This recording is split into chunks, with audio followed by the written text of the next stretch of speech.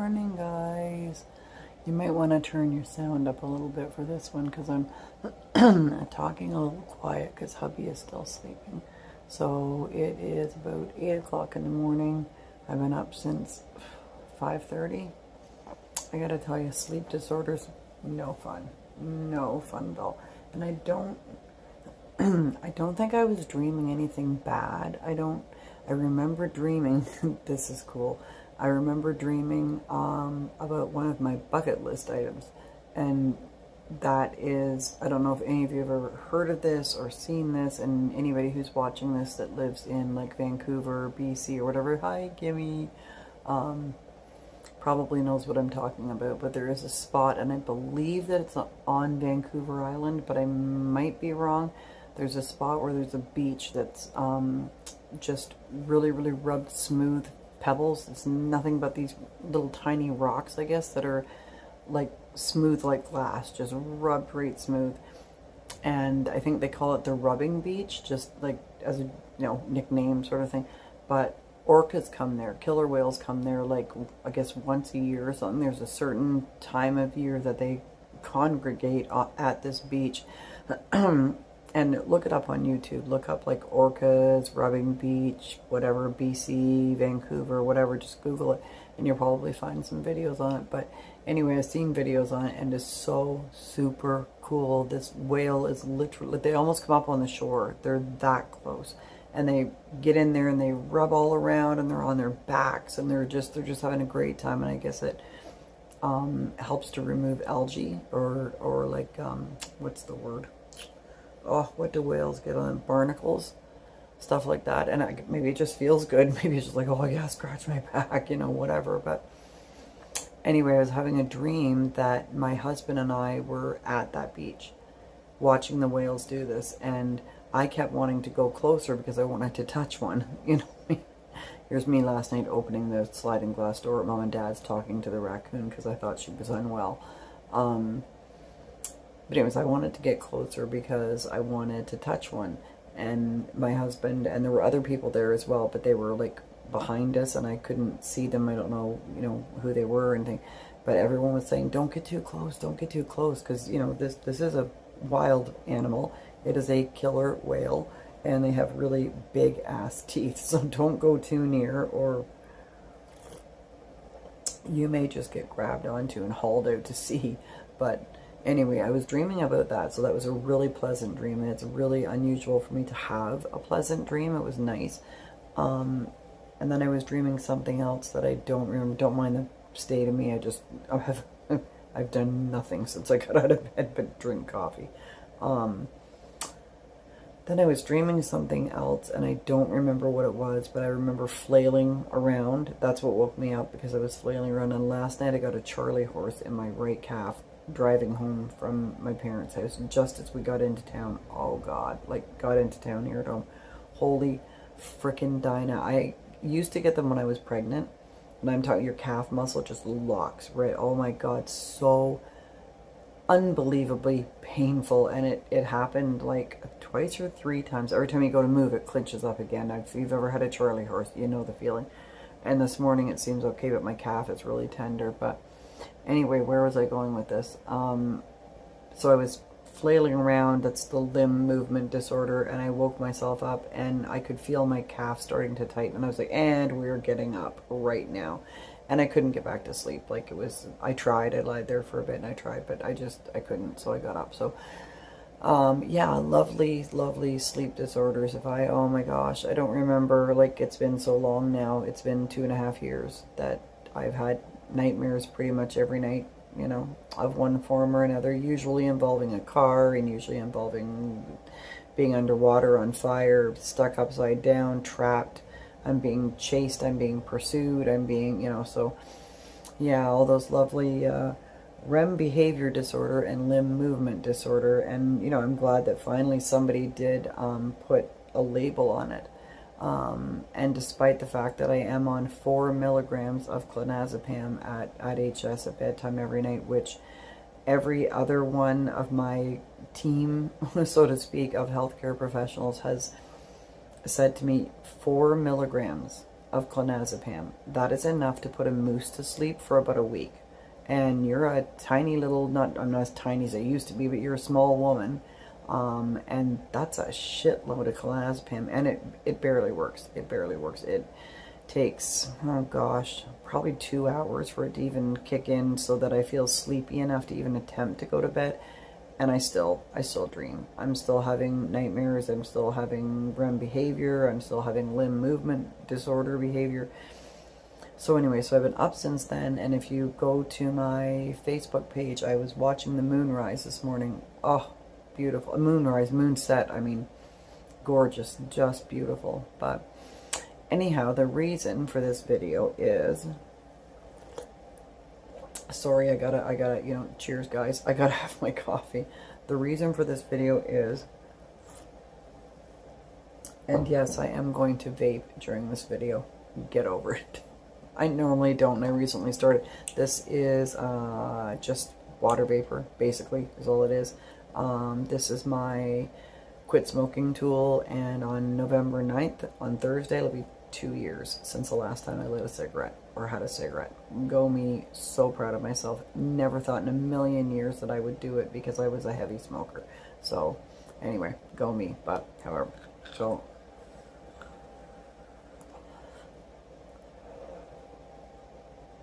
Sorry, guys. Not sorry.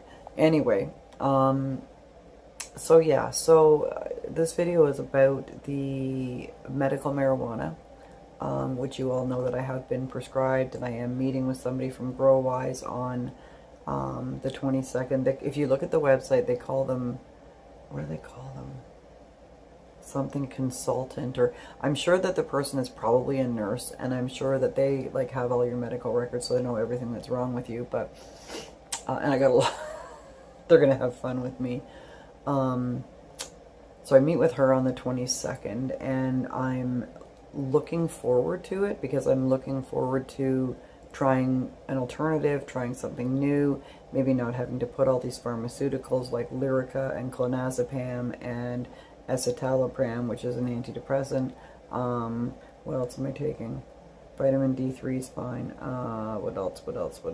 Oh, prescription strength naproxen, so 500 milligrams of naproxen twice a day, and that's by prescription. And then I'm also taking pantoprazole, which is a stomach protectant that you take in conjunction with your naproxen, because naproxen can cause you to have like acid reflux and stomach, not nausea, but really bad heartburn, reflux, so that kind of is meant to combat that.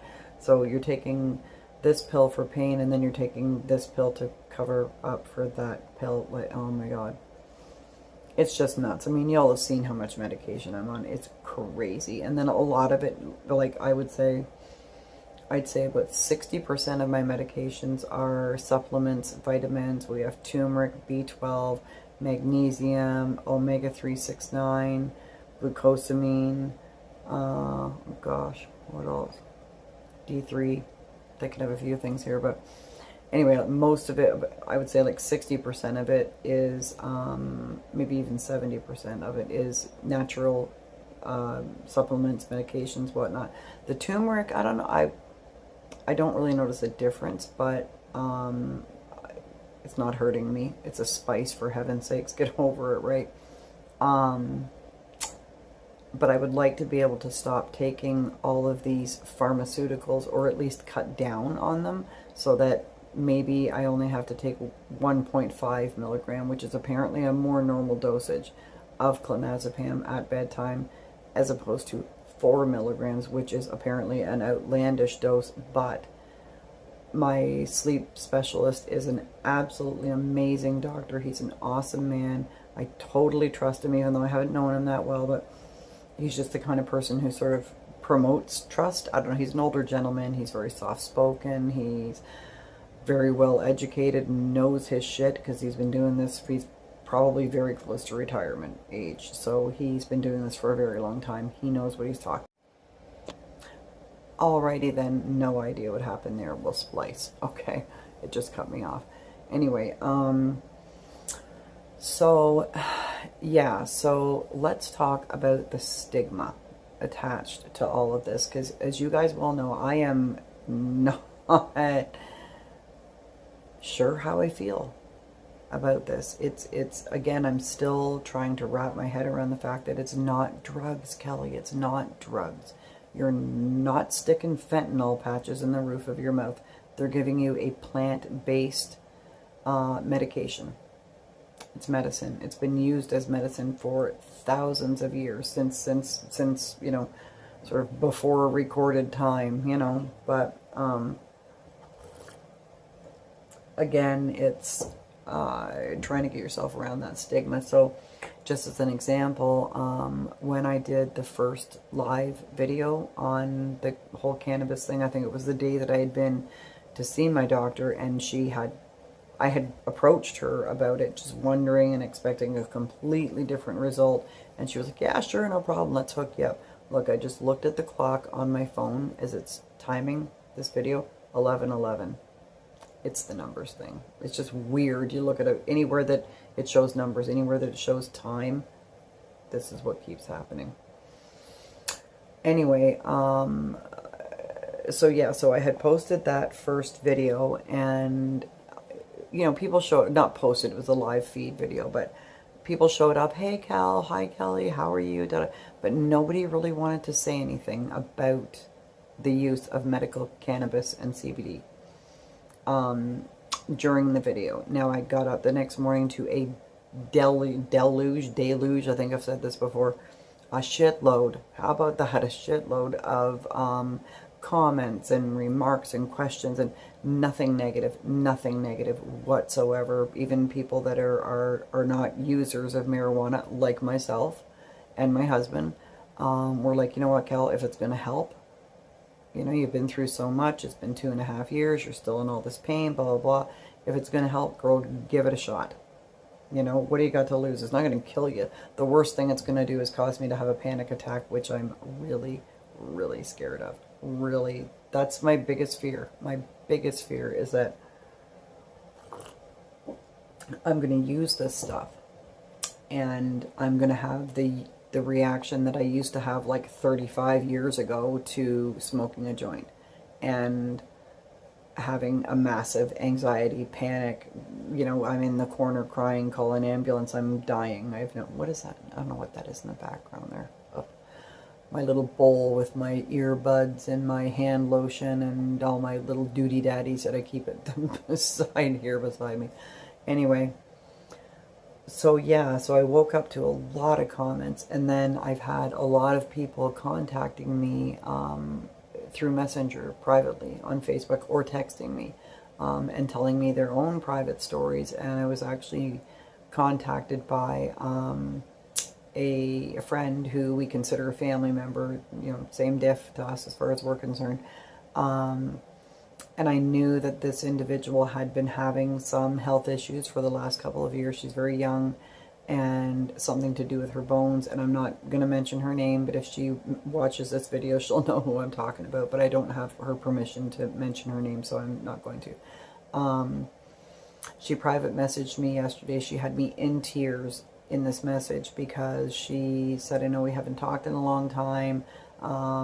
Just because she has been so ill and just not really been in contact with anybody much. And this has gone on for 2 years, and she has been diagnosed with an autoimmune disease that affects her bones. And I'm not going to get too into detail because I don't want to give away, you know, all her information.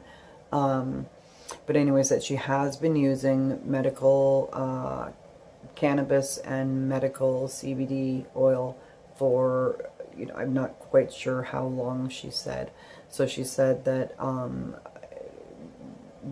in comparison to all of the medications that the doctors wanted her to take, which weren't providing much relief, if any relief at all. Okay, guys, it kept cutting me off because it keeps saying that there's not enough space on my device, and I had to go back and delete some videos off of my camera on my phone. Anyway, I'm back. So Where did I leave you? This individual has been suffering from all of this, and finally, out of desperation, decided to, I don't know whether, she said that she researched her ass off, and so have I, on all of this. And through all this research, and I guess probably through her family doctor or one of her specialists or whatever, came to start using, or taking. I don't want to say using, see, because using sounds like drugs, doesn't it? Well, that's a drug user. Are you using? You know what I mean? That sounds like drugs. Okay, so taking. We should say taking, or administrating. You know, because it's a medication, not a drug. Or not a, yeah, exactly. Not, it's, oh my gosh. It's medication, it's medicine, it's not drugs. So I think I will say taking, like as if you're taking a Tylenol, or administering like you're whatever. Anyways, I'm babbling again. Anyway, so she has started taking. Sorry guys, I'm just like, it's really early and I need my coffee. So she started taking medical cannabis, medical CBD a couple of years ago, and said that, you know, she told me to go for it. She highly recommends it. She wrote this big long thing. I got to chat with her on the phone and just talk about it more and get some more information from her. But she private messaged me, and bless her heart, bless her. I'm not saying she did anything wrong by any means, and I'm so grateful that she did. But a lot of other people did too, or text messaged me or whatever. But therein lies the stigma, guys. We live in a country where marijuana is this close to being actually legalized completely for anyone. But we have access to medical marijuana since I don't know when, I don't know what year, 2012, maybe, I don't know, I'm not sure. I know nothing about it. And a lot of people are having it dispensed to them. So like a dispensary, a pharmacy, through completely legal channels, prescribed by their physician, and are taking it and administering it as medication, and it is helping them tremendously. But they don't want to talk about it out loud. So we need to break the barrier. We need to break the stigma, get rid of the stigma, and we need to speak out. So I haven't even tried it yet, and I'm, honest to God, fucking terrified. Sorry, but not sorry for my French. I'm very, very scared that it's going to cause me to have a panic attack, an anxiety attack. It's going to have some sort of adverse effect. I think it's like when you're trying anything new for the first time, you're like, no, what is this going to do to me? You know what I mean? And having, you know, smoked marijuana in my teens and early, very, very early 20s, before I ever even had kids, before I was married, I was, you know, very young. And having had it have that effect on me, I'm really, really apprehensive about this, super apprehensive. So I'm the last person who's going to go, smoke pot, yay, you know, and stand up and be this big, you know, marijuana advocate. But I had an invite to a group through a mutual friend, again, not mentioning any names, not mentioning the group name, not mentioning anything, but it was about parents who use marijuana. So I sent a join request because my friend had said, you know, you should join this group. I thought, why not? I belong to how many groups now? How many support groups for everything? And everything you can think